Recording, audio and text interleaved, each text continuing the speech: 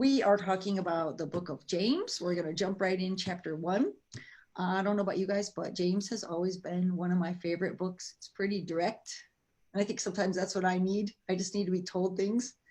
So I've always enjoyed studying the book of James. So here studying with us today, would you guys like to introduce yourselves? Yes, hi, I am Ginny West, and it's so nice to be here today. Good to see you. I'm Bruce Hicks, and uh, I'm in my office at the University of the Cumberlands. This is where I teach, and I'm glad to be here this morning along with Jenny and Shawn. Yep. And James. James is And joining James. us today too. Yeah, we And forgot James to is mention here. James. Yeah. Yeah. James No, here in spirit. Yes, James is here in spirit. We decided this was a miracle this morning. So, yeah. Well, and I appreciate you both. We're all meeting early on a Saturday morning, and so we all teach. And I appreciate you giving up your time. It's been an interesting year to be a teacher, and I'm assuming there are going to be some other educators listening to this study, and my heart goes out to all of them. And so I'm thinking of and students too. It's been tough, but honestly, I've also been amazed and inspired by all the cool things people are doing to make it work and good attitudes and all that. So, okay. Well, the topic for today, you can see it on the screen, but we're talking about James chapter 1, and we're looking at verses 13 through 18. And I'll just kind of talk real quickly about the book of James. I already mentioned that I love it. Sometimes it's like eating vegetables. You have to do things you don't want to do. And the book of James always reminded me of that kind of just those things. Just he's straight up says it very pointedly and clearly, and so that's kind of neat. But James, thought to be written by the brother of Jesus, that James, and he ended up apparently, from what we know, was quite an influential leader in the early church, kind of a studied person, had a really good apparently heart and way of talking to Jewish Christians, people who were in that transitional time, historically had a Jewish background, but Christ came on the scene. And so people who were kind of finding their way through that part of history. And I've always found that pretty fascinating. And then this is a unique maybe type of book because he kind of starts it like a letter, and our study talked to us about that, but it's really kind of more of a sermon. He's really kind of maybe preaching back things to us that he has heard Jesus teach about, or he knew that Jesus taught. So that's kind of where we're at. And the first thing we're going to think about today, the topic of our lesson, the author called it, what good gifts should I celebrate? And really, I thought that was a really warm and fuzzy way of saying, let's talk about being tempted. And what are you actually supposed to do with temptation? And is that a gift or not? And then the other thing that was interesting is the way James starts the book. He actually starts the book by talking about, where we all know those famous verses, count it joy when you face trials. That's the first thing he says. And he follows this up with this discussion about temptation and when you do have trials and things like that. So yeah, did you guys enjoy the study or reading about it? Anything stick out to you? Well, I thought I'm kind of like you, Shawn. The the the author who introduced this study, James, to us, says the central question is, what good gift should I celebrate? But like you, I thought this was more about temptation, Yep. And how to deal with temptation. Yep. Of course, there are things in here about gifts, Yep. gifts from God, but a lot of it it seems to me, is about being tempted and how to be careful and resist temptation. Yeah. And I thought maybe this might be one of the central questions every one of us deals with every day. Oh yeah, no Right. doubt about it. Yeah, I even after, because I knew about it and I was aware about it the last couple of days, this morning I thought about everything I did. I thought, having that second cup of coffee, or sleeping in a few minutes late, or saying goodbye in a good mood to those people in my house, or being cranky. I probably have already faced 50 different, maybe what this might call temptations, right? Yeah, if those are the only temptations you faced thus far, you're doing pretty good. Well, You are I've doing only good. been Without being too specific, if those are your temptations, you're doing I okay know. so far. And we still got what, 15 or 16 hours to go. That's right. Yeah, so I thought one thing might be fun, or maybe fun isn't the word, but just one thing to consider first. If we're talking about what good gifts, maybe what are the good gifts I should celebrate? And today we're going to kind of look at what is the difference between what God provides and what we maybe sometimes pursue or desire, and how those things are different. And so, what would you guys say is a good gift? What are some of those good gifts our study might be hinting at today when we get into it? I think definitely discernment. When he talks about how that temptation is not from God, Yep. that good things are from God, and it's our own evil and flesh Yes. that wants that is the temptation. So Yep. I think discernment would be something to celebrate. Yes. And we're going to definitely see that these first few scriptures, I think, hit that pretty hard. So maybe a good way to start, Ginny, you're going to read those anyway. Do you want to just introduce us to the text right there? Sure. So I'm going to read from James 1, and I'm going to read verses 13 through 15. Okay. And I'm reading from the Christian Standard Bible version. Great. So, no one undergoing a trial should say, I am being tempted by God, since God is not tempted by evil, and he himself doesn't tempt anyone. But each person is tempted when he is drawn away and enticed by his own evil desire. Then, after desire has conceived, it gives birth to sin. And when sin is fully grown, it gives birth to death. Yeah, so good gifts, though, you said discernment. That's definitely something James brings up right here. The gift of being able to know maybe what is a temptation, or what is maybe a human or a fleshly desire, versus what are the good gifts God gives us. And I was thinking about good gifts kind of in the context of what you said, just wisdom. James also deals with wisdom in his book. And I thought about, just let's just be really cliche and generic. Love, right? Love and friendships, relationships, godly people in my life, the gift of prayer, just being able to commune with God.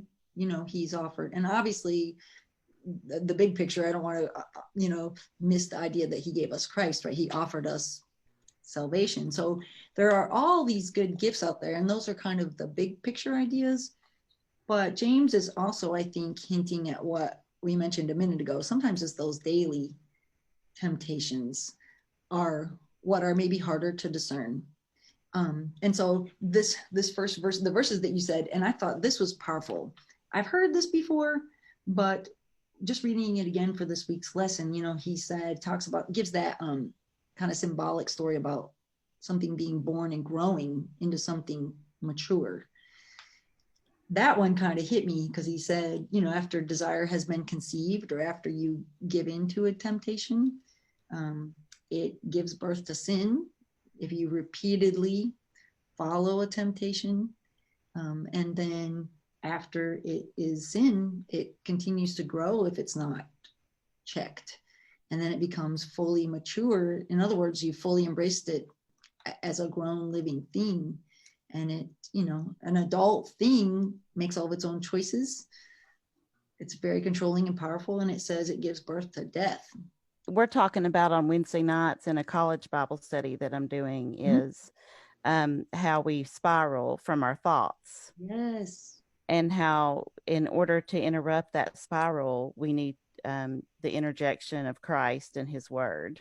Right. And prayer to right. keep that from maturing into full-blown sin. Yeah. And well, James is going to say in the next few verses, we're not quite there yet, but he starts what you just read by saying, when tempted. You shouldn't say, God is tempting me. So this is where that discernment and wisdom and just staying in the word and staying around, godly friends, staying involved in the church can help us, because he's saying, don't say God is tempting me. God can't be tempted. So if we have Christ in us, it's not our Christian nature that's being tempted. It's our human side of things. And like you said, it spirals out of control easily. What do you guys think? Let's just be really honest. And I'm sure all of our friends joining with us, what are some really basic temptations that we all have in common? Well, let me just interject something about this passage that Ginny just read, these first few verses about desire. Yeah. Verse 14, one is tempted by one's desire. When I read that, I thought about, I teach a course in political philosophy, ancient Greek political philosophy, and we read some Plato. And this was written, this was written in the 4th, 5th century BC. So this is before Christ. Right. But Plato's talking about the appetites. I thought of appetites. Yeah. And I sort of equated that with desires because he's describing, Plato's describing desires, I think, that we're drawn to. And he says that appetites are insatiable.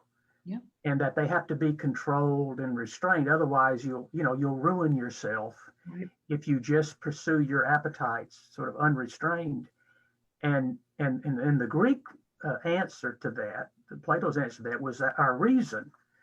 Our reason, we have to use reason to control our appetites. Reasons have to restrain our appetites. But of course, I think with Christianity, the truth Christianity is sort of bringing to us is that reason can't, you alone exercising your reason is not always effective. Right. That we deceive ourselves. And so to me, this is saying you can't do this on your own entirely. Right. You're going to need spiritual help. Yep. And like you said at the beginning, you both have mentioned, Ginny said discernment, just tapping into God's gift. Right. Hopefully, and it's going to come, much of it's going to come from a spiritual source. It's going to come from God. You've got to have that kind of support, or you're not going to be able to control. Yep. That's the kind of the scary thing here is that, this is, desire gives birth to sin. It does. And sin, it can take over. It can. I mean, that's a serious warning. Well, and last week, I'm glad you said that, because last week, the introduction to this new kind of focus during our studies for a few weeks, we looked at Psalm 24, and it really was laying out the idea of coming to God, coming before God in truthfulness, just being honest about where you are. God, we're not hiding anything from him. He knows where our heart really is. And so if we're truthful with ourselves, that does help us have better discernment. It's very easy to say, well, I only did it once or twice, or I might do this thing I probably shouldn't do just for a little while, but I got this, like you said. But our own reason, I can control it. Yeah. Yep. Right. And we know, I mean, we if it hasn't happened to us, we've all been tempted, of course, but we see the lives of people who have been ruined by not being able to by being tempted and then not being able to control the temptation. Where that sin has matured, like in verse 15, it has given birth to sin and just gone on and consumed that person. Yep. Well, the best thing about those couple of verses is that I think we do need to be convicted, and we know that the Holy Spirit convicts us, and that's kind of the other side of temptation. Typically, when you're tempted, I think there is that little voice pricking you somewhere inside saying, okay, this is a temptation, because we're going to look at the flip side of that. And that is that God is not the provider of temptation. You just said that, Ginny, but God is the giver of what things are good, and he gives us what we need and probably what we truly want, but we sometimes don't think about that. None of us want to be unhealthy or unfit, but none of us want to spend all of our time eating just healthy food and just exercising. Mm-hmm. Yeah. I mean, we do those things, but we don't not give into temptation sometimes. We have sweets and we lay around or, don't do healthy things. So, but what we really want is to be fully healthy and feel great. So sometimes, our temptations are our own worst enemy. obviously. Yeah. Mhm. So Bruce, do you want to read 16 through 18 and we'll look how James says we can look at this? Yeah, so this is James. I'm picking up where Ginny left off. This is Yep. James 16 through 18. Great. Do not be deceived, my beloved. Every generous act of giving with every perfect gift is from above, coming down from the Father of lights, with whom there is no variation or shadow due to change. Mhm. In fulfillment of his own purpose, he gave us birth by the word of truth so that we would become a kind of first fruits of his creatures. We're all fleshly and we're going to be tempted and you got to, but he's saying, but don't be deceived, which is kind of a stern warning. Mm. And again, it goes back to where we have the choice to how do we respond to different things, obviously. But he says, verse 17 is where he highlights, I think, the punchline to our lesson, because he says, every good and perfect gift is from above. And yours said it a little differently, but basically said it was coming down from the Father. And it kind of gives this, reference about heavenly, out in space, all these things he's created that don't change. The moon has been there since he put it there. The stars have been there since he put them there. And that's where these same gifts come from. Everything good is pure from him. So if God is not the source of temptation, what is the source of temptation? Ooh, Yep. that's a hard one, Shawn. Yes. Well, in Romans, it talks about to set our mind on flesh is death. Right. And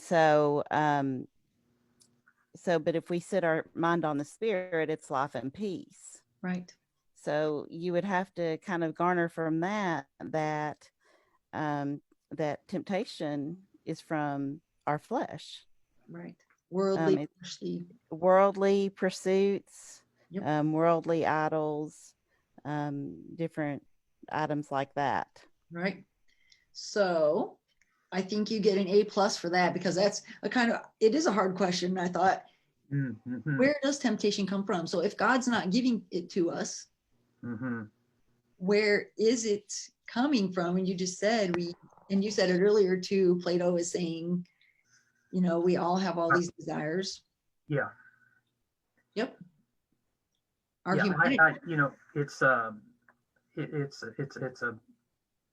guess it's inherent.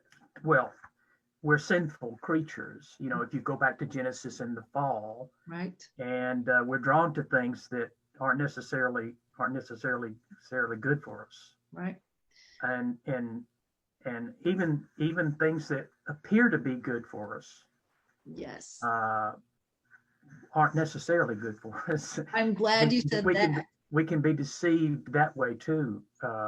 It can, I guess, it can get out of proportion. A lot of these things that appear positive and good are good in limited amounts, but that it can get out of hand, I guess you'd say, in some. I'm glad you said that, because that is a tough. We're gonna go there next for just a minute. So, how do you respond to kind of what you just said? Sometimes things feel good. There's a common saying in our culture, if it feels good, do it. Mm-hmm. Right. But also, I think sometimes it can be even more confusing than that. Sometimes there are things that appear good, or somehow, whatever our life circumstances or our mind is at that moment, something comes along and we embrace it because it's filling a need, maybe. I'm going to give the example of maybe some people who might get caught up in a very extremist type of thinking, or, somebody who maybe is in a relationship that might not be from God, but it might somehow be making them feel good at the time. Those are sticky areas sometimes. But James is very clear. He's very direct. Like I said, he said, don't be deceived. Every good and perfect gift is from above. So if we just try to define where does temptation come from and what does it look like, now let's try to define, what do good gifts look like, and how can we use that discernment to know if something is from God or if it's a temptation?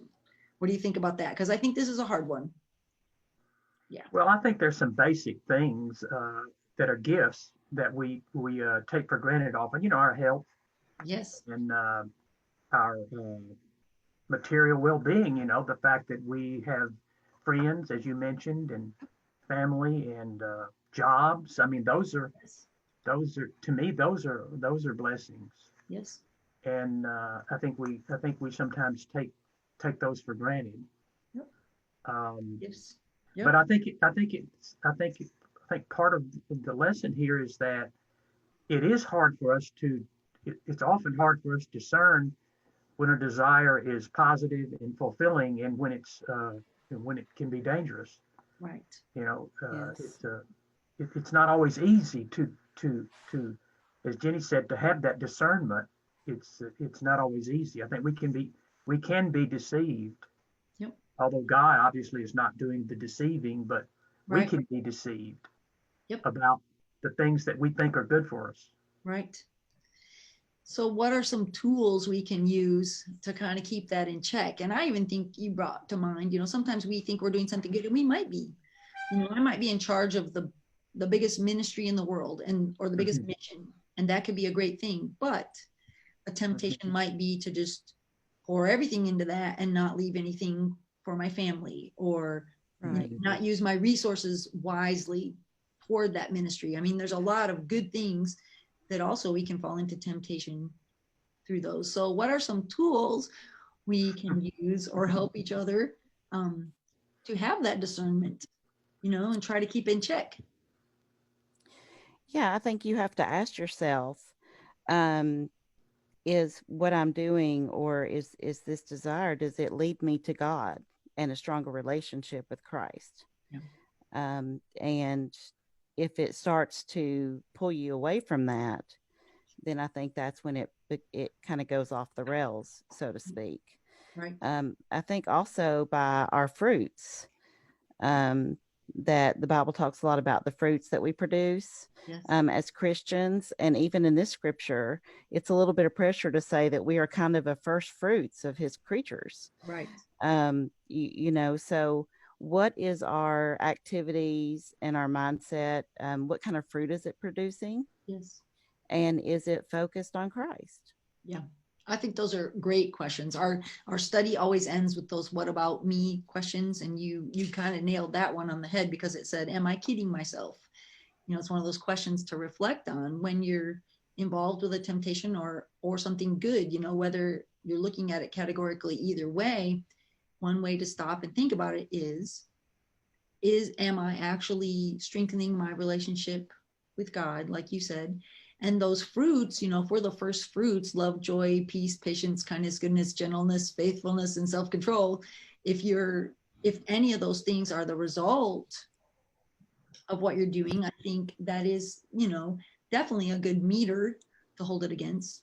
But the opposites of those things, just take love, joy, peace, for example, a lot of things don't bring you peace, they bring you stress.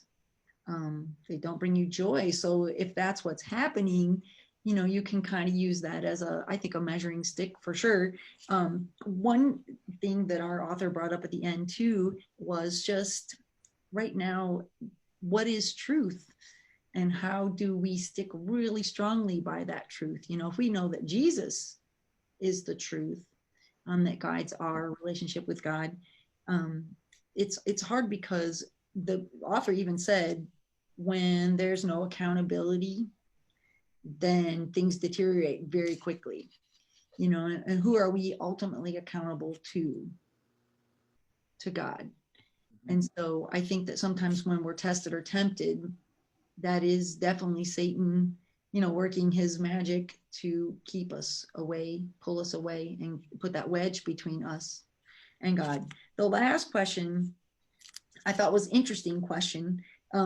Sometimes God gives us gifts that we just don't want to use. Mm-hmm. I thought that was, I hadn't actually thought about that. Did you guys read? I don't know if you read that little part, but sometimes you have a gift that you don't want to use. Maybe you have a gift for, um, I don't know, praying, but sometimes we're like, oh, don't have time to pray.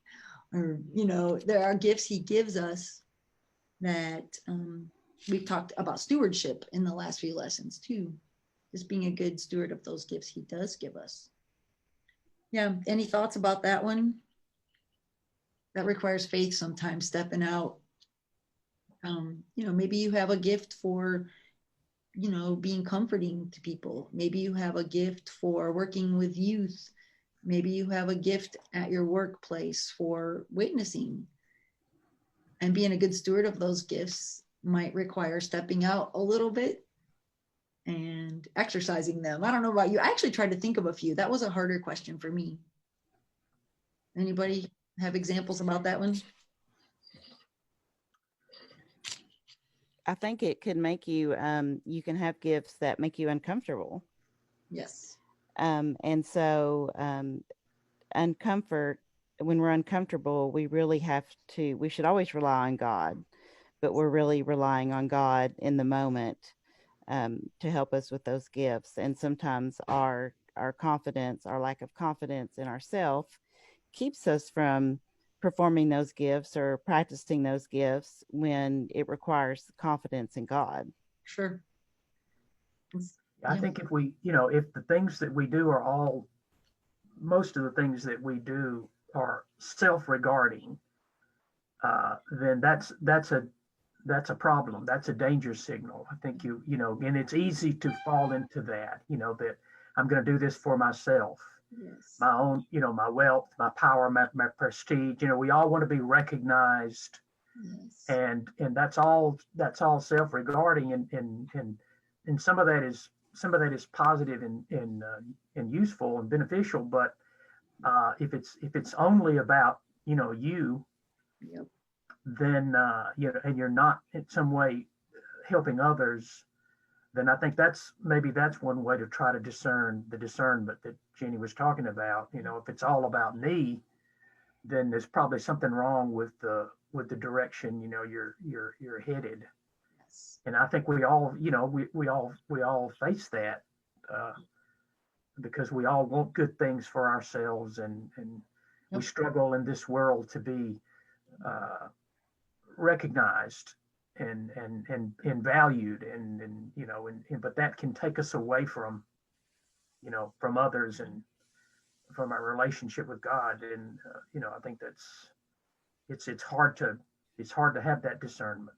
I think that's an excellent point. And I would think for just us here today and anybody who listens to this, we live in a very all about me culture. Mm-hmm. Everything from self-care, self whatever opinion, self this, self-indulgence, self this, self that. Every half of our buzz phrases out there, buzzwords, whatever catchphrases have the word self or me or I. Mm-hmm. Mm-hmm. And like you said, sometimes there's nothing wrong with this. We need to be in a good place so that we can get out there and help others. Yeah. Mm-hmm. Yeah, and be the hands and the feet. But also, I think you just pointed out an excellent way of kind of looking at something when it comes along, a temptation. And that is to, like you said, weigh it against, is this just for me? Or am I somehow being that vessel and serving others through this particular thing that I have the opportunity maybe to do? I think that Ginnie brought up something interesting. You said you were talking with the youth or college students about thinking, our thoughts. Our thoughts can be simple, and we all have a bazillion thoughts every day. And sometimes that's just where this conversation starts, is right in that first thought. Mm-hmm. Mm-hmm. And as a young person, I can remember, someone making that message clear to me, that it's really not what you do. You've already considered doing it. So it's really in your mind that a lot of these, I would say, battles or lessons can be best worked out. Once you've already made a decision to do something, what the fallout is going to come. But most of the action, so to speak, actually took place in your mind and your heart. And so I think one of the best tools that we can help people remember is just prayer. When those temptations come, before you act, or if you're not sure, you're trying to use that discernment. There's this thing in front of me and I'm not sure if this is a gift from God or if it's a temptation. And some things are very obvious, somebody says something you don't like, there's a temptation to retort, right? You guys probably never have that problem, but No, not me. occasionally I let my mouth get the best of me. James also addresses that later, by the way. Yes, he does. Yes, he does. Thank goodness for James. But I think that comes in the next verse. Actually, we're not going to go there today, but he says, you got to watch Shawn, but temptations come all day long. But some are harder, I think, to figure out than just not wanting to say something in a response. Some are bigger, relationships. Is this relationship good for me? Is this job opportunity a temptation, or is it really a gift from God? Is this whatever I'm considering, this diet plan or this group I want to join? Or, I think of students all day long. Somebody wants you to go along with something. Should I go to Taco Bell or do my homework? And sometimes just the best thing to do before you make that choice is just to pray. Mm-hmm. Well, Shawn, do you think that facing temptation makes us better? Well, we talked about temptation certainly doesn't come from God, but the act of being tempted, confronting temptation, does that make us better? Does that strengthen us in some way? Well, Jade, in that you're right. Does temptation play a positive role? Well, I think that's an excellent point. Do you think you have learned from your temptations? I'm going to throw it right back at you. You avoided the question. Let's ask Ginnie. Well, James said at the beginning, count it joy. Count it all joy. Yeah, for real. Count it all joy. You can look in Job. Trials produce endurance, and endurance perseverance. We know that from the scripture. Yeah. And so that can help us definitely to grow. And as a musician, I'm fond of saying you're good at what you practice. Mm-hmm. And if you practice facing these temptations, if you ever accidentally give in, you guys probably haven't done that either. But the times I did accidentally give in, or intentionally, you're right. You're absolutely right, Bruce. I learned a ton. And anybody with just a teeny tiny bit of awareness is going to try not to make that mistake again. Yeah. Well, this verse we read, we started at verse 13. Yep. But if verse 12, it seems to me that would have been a good verse to include in our lesson. I know you did. This was kind of a pre-planned thing, but verse 12 says, blessed is anyone who endures temptation. Yep. He has stood the test. Yep. So that suggests that, if you can, we're all going to be tempted, and if you can discern, the right response, then it can make you stronger. It seems to me is the suggestion there. Yep. And I think maybe in the grand scheme of things, as we kind of get ready to close here, the biggest temptation we face in our entire life is to follow or not follow Christ. I don't know if that's a temptation or an option. I'm not sure what you want to call it, but it is a temptation to live our lives free and separated from God. Mm-hmm. And I think at times we all, go there, but yeah, what were you say, Ginnie? I think that might be kind of what that verse 12 is saying. Yeah. I mean, it's clear that we have a choice. Absolutely. And in each thought, we have a choice. In each temptation, we have a choice. Yep.